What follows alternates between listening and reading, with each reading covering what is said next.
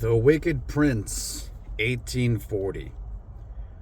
Once upon a time, there was a proud and wicked prince who thought only about how he might conquer all the nations of the earth and make his name a terror to all mankind. He plunged forth with fire and sword. His soldiers trampled down the grain in the fields and put the torch to the peasant's cottage so that the red flames licked the very leaves from the trees, and the fruit hung roasted from black and charred limbs.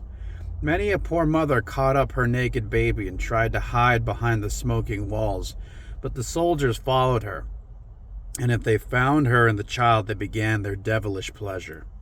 Evil spirits could do no worse, but the prince rejoiced in it all. Day by day his power increased, his name was feared by all, and fortune followed him in all his deeds. From the conquered cities he carried away gold and precious treasures until he amassed in his capital riches such as were unequaled in any other place. Then he built superb palaces and temples and arches, and whoever saw his magnificence said, "What a great prince!" Never did they think of the misery he had brought upon other lands.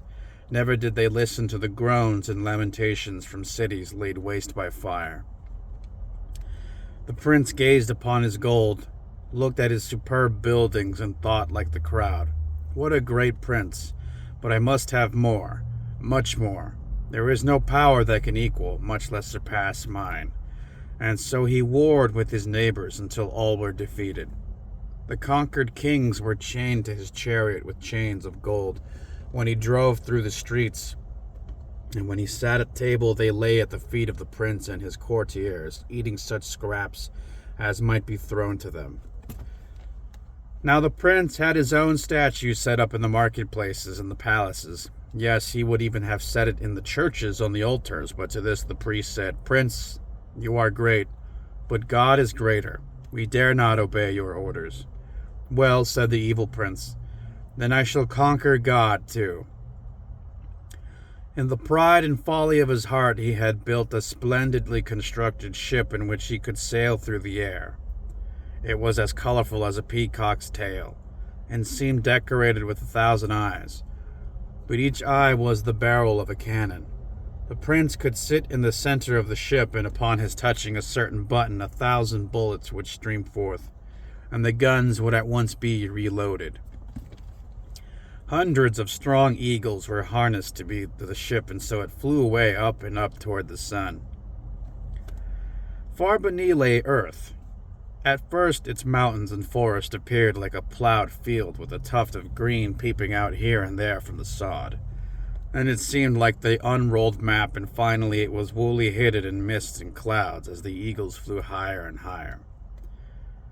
Then God sent forth a single one of his countless angels, and immediately the prince let fly 1,000 bullets at him, but they fell back like hail from the angel's shining wings. And one drop of blood, just one, fell from the angel's white wing feathers onto the ship of the prince.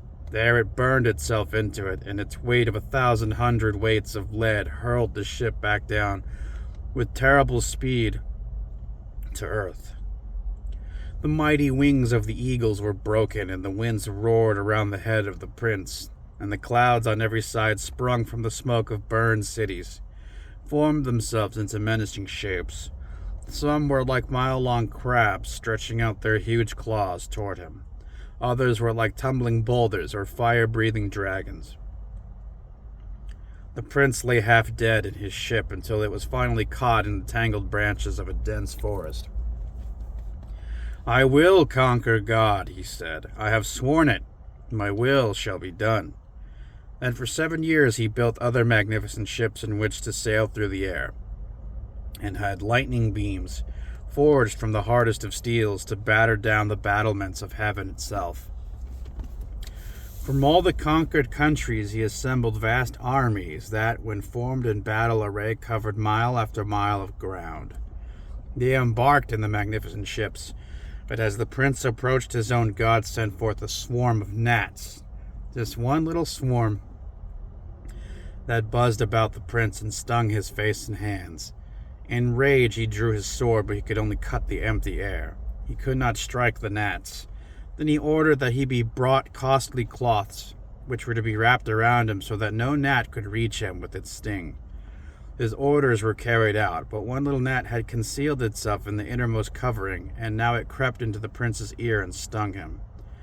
It smarted far away from him, rent his garments into rags, and danced naked before the rugged and savage soldiers. Now they could only mock at the mad prince who had started out to conquer God and had been himself conquered by a single little gnat.